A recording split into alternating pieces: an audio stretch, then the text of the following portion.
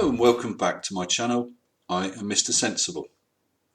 Recently, Mr. Daniel Pratt produced a video showing his total lack of understanding about helicopters, how they work, and how he just had no grasp on inertia. I did a response video which was uploaded and scheduled, and in the meanwhile Team Skeptic did a live premiere of a total rip down of Daniel Pratt. Just coincidence. We're going to pause there, but we'll be back in a moment. But just for now, we're going over to the newsroom for a news flash. Good evening. One apologises for the interruption to your programming this evening, but we bring to you an important announcement. None of this is confirmed at this point in time, but sketchy reports are coming in of large crowds gathering outside Mr. Sensible's studios. We are expecting an announcement shortly. Chief Inspector Arnold Wibblebottom of the police has confirmed that armed officers are in attendance to maintain crowd control. We have attempted to contact Mr. Sensible, and we received a statement just saying that a full announcement will be made towards the end of this programme.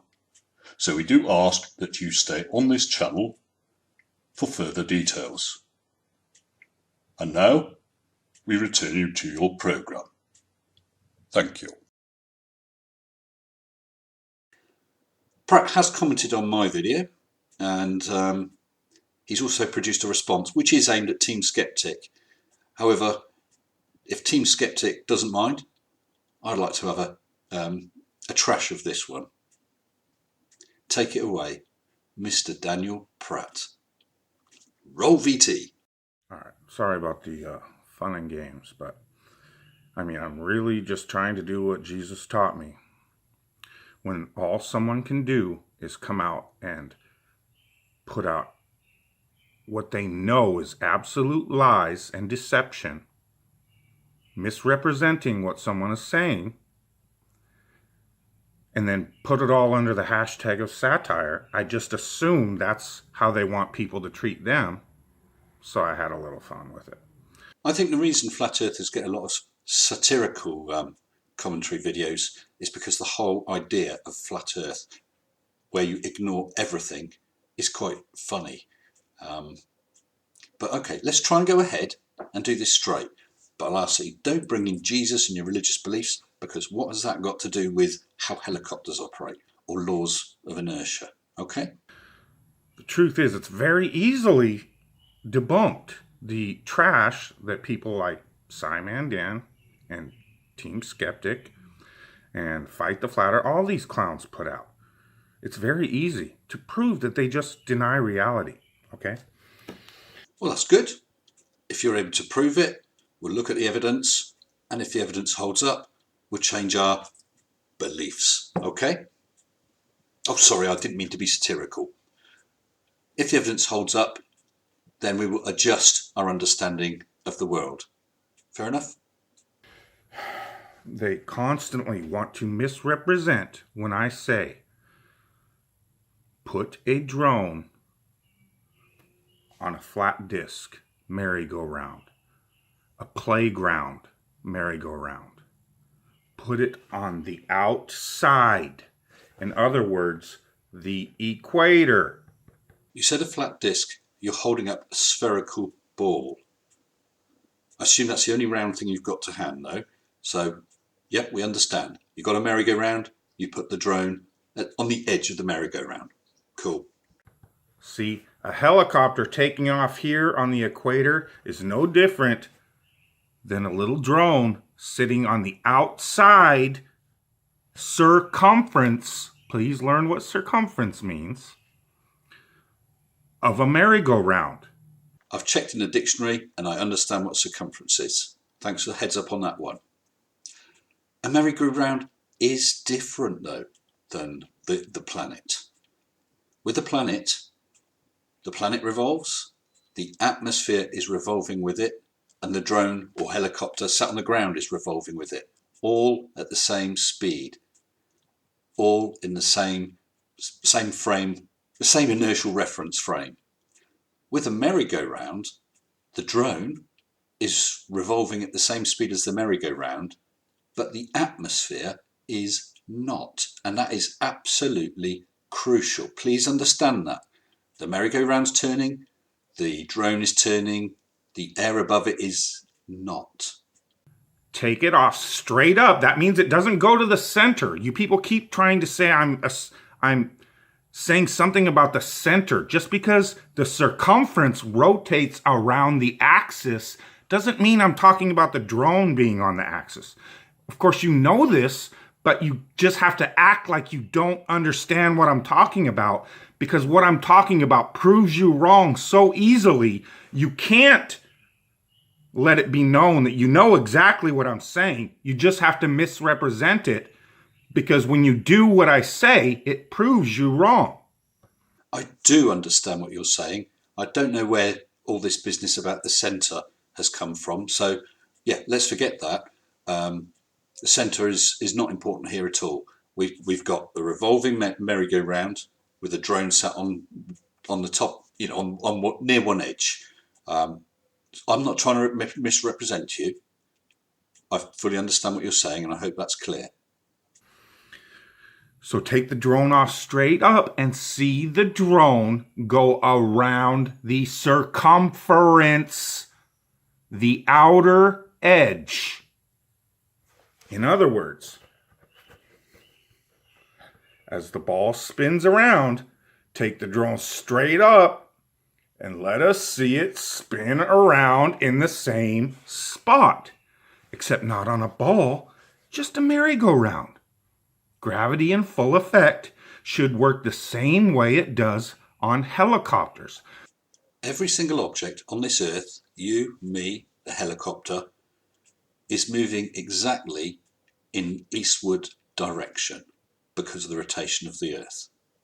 I hope that's clear. If you imagine a spot on a roundabout, at first it's headed eastward, but of course it's rotating, so it heads north, north, west, south, east, and so on. Its direction is changing the whole time. A helicopter sat on the ground isn't. It's just going eastward. When that helicopter lifts up, the momentum continues to carry it exactly eastward at exactly the same speed as the ground that it's just below it that it was sat on a moment ago. With a drone on a merry-go-round, it lifts up, but then what is going to make it suddenly change from heading eastward to heading north to heading west to heading south? Nothing at all. And even worse than that, all the air is continuing at the exact direction it was going, eastward. So that's going to help drag the helicopter even more. You just don't seem to be able to grasp this. There is no satire here, no sarcasm, just straight facts. That's the other thing you kids don't seem to understand. Can you point me to a video of a full-size helicopter taking off in a car and flying around in it? Of course you can't. That's asinine. So when we're using drones as a scaled down version of a helicopter, why is it you people suddenly have to put the drone inside of a car to tell us how helicopters act? No one is talking about putting a full-size helicopter inside a car. You're quite right. A drone is perfectly acceptable. They'll work with the same forces. The reason they keep talking about a drone being inside a car, if you're driving along at 50 miles an hour and you've got a drone on the seat, it lifts up, it doesn't go flying off through the back window. It's got the same inertia as the car, so it will just lift off the seat. Also, because it's an enclosed environment, you're not coping with winds of 50 miles an hour.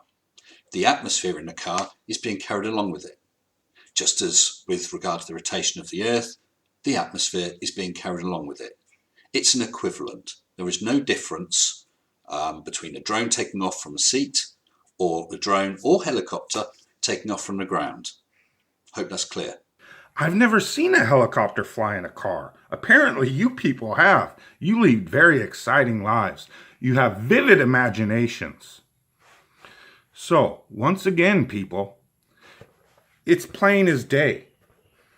If a helicopter is on a spinning ball and it takes off straight up, the ball would keep spinning and the helicopter would just sit there. Stop. That is the exact point. You're in a car, 50 miles an hour, drone on the seat. It takes off. The car does not continue away from underneath it, does it? It would go along with it. That is the whole point. If you can grasp that, then you understand. That's how reality works. How do they argue this? They've tried angular momentum, okay, but they apparently don't know the definition of it. I've just realised where you got this whole thing about the axis being brought into the argument. Just have a look at this. As the figure skater changes her body position, her angular velocity changes. So she starts off arms and legs wide, brings them in closer, changes again, and then when she brings it all in very close, she spins at great speed. This is a great example of why, if you are sat on a merry-go-round spinning quite quickly, you really feel as though you're going to be flung out because your angular velocity is really great. Whereas sat on the Earth, which is rotating, yes, 1,000 miles per hour at the equator or whatever it is, because you're so far from the axis of rotation, your angular velocity is tiny. There's very little force to try and fling you out. In the very definition of angular momentum, it says an object will follow the angular momentum if there is no torque. Unfortunately, the minute anything takes off from an object, it's got torque. It's called air resistance. Bingo! That's why they're talking about drones being inside cars, so you haven't got the air resistance of the air rushing by. That's another reason why your merry-go-round won't work, because as soon as your drone lifts off, as well as all the business of the rotation of the merry-go-round, you've got the air resistance of the air which is not rotating. This also is the other factor with regard to helicopters taking off from the surface. There is no left-right air resistance other than sort of the ordinary wind, because the air is rotating at the same speed as the ground. You got it, I think. Oh no, sorry, I don't mean to slip into satire, but sometimes it's quite difficult. That's torque. These people apparently think a helicopter with blades whirling at thousands of RPMs doesn't create enough torque to stop any angular momentum. Because they're insane. Or just little deceivers of Lucifer. Red alert, red alert, red alert, red alert. Okay, Daniel, that's it. You've blown it. You've brought in Lucifer now. Not interested in your religion. You're quite welcome to have it, but that's got nothing to do with helicopters or anything else. All satire restraint is now off.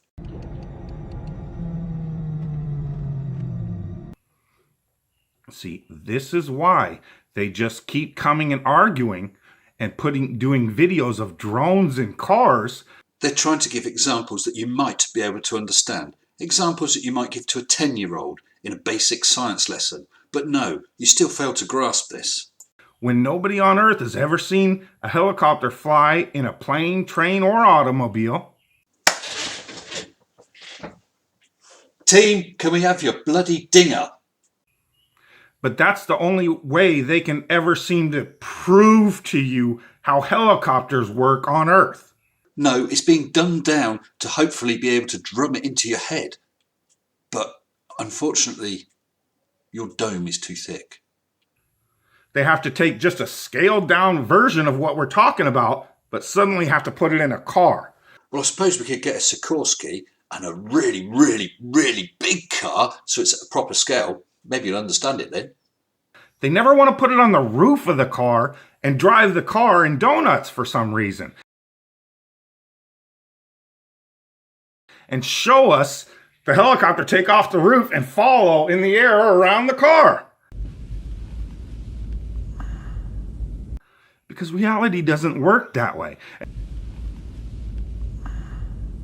And then they have to get into their gravity explanations, but then we say, well, gravity is working. It's holding the drone right on the car before it takes off. And when I just click the stick straight up, the car keeps going, but the drone doesn't. It may for a second, but it's not going to go in angular momentum. It's going to go in a tangent from where the car was going in a circle. See, reality will prove you a liar every time. And as long as you want to keep slandering, misrepresenting, and lying about me and putting hashtag satire, go for it. You're just exposing yourselves and the truths every time. So, enjoy, have at it. Keep dancing, monkeys. I'm loving it. So there you have it. Mr. Daniel Pratt, who doesn't like satirical takedowns, puts himself up on the internet, absolutely ripe for satirical takedowns. Daniel, I know you struggle with many things, not the least of which is gravity and inertia and the whole thing about flat earth and globe earth, but everyday things you struggle with. I would be happy to send you full instructions on techniques that you can use to open a tin of paint. Then you might be able to paint the ceiling in your garage there. I hope that you've enjoyed today. I'll be back again soon. For those of you who haven't subscribed, please hit the little ball down in the corner. But before we go, I have an important announcement.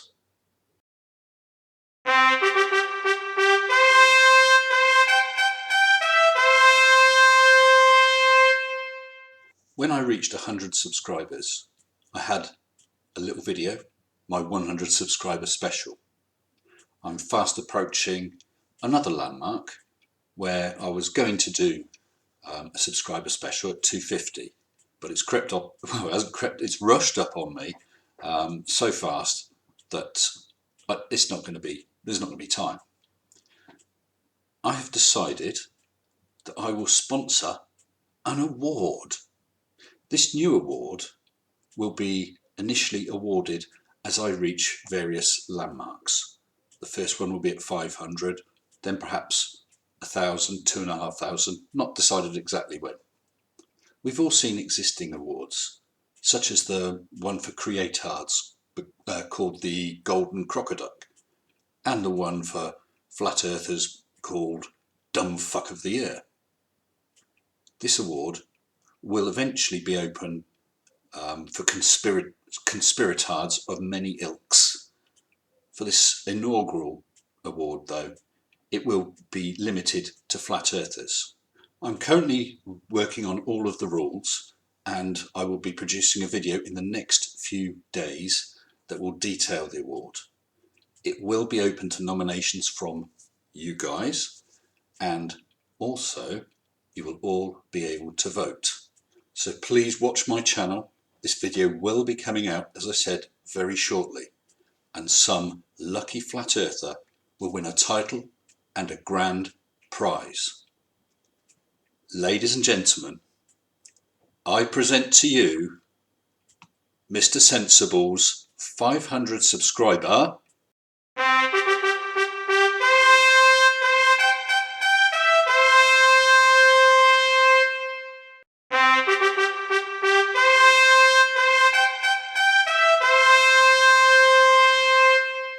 I'm really looking forward to this, and I hope that you are too, and I'll see you soon. Until then, stay sensible. Shut up and sit down.